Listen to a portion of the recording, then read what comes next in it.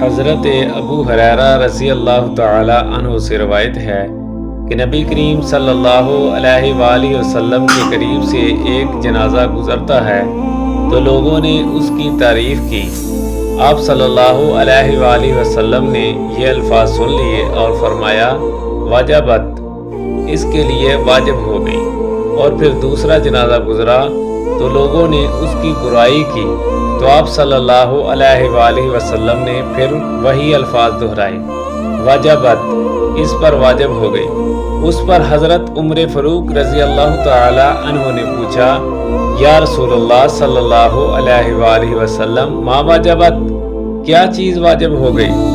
آپ صلی اللہ علیہ وآلہ وسلم نے فرمایا، جس میت کی تم لوگوں نے تعریف کی ہے فواجبت لہ الجنہ، اس کے لیے تو جنت واجب ہو گئی ہے، اور جس میت کی تم لوگوں نے برائی کی ہے فواجبت لہ النار، اس کے لیے تو دوزخ واجب ہو گئی ہے۔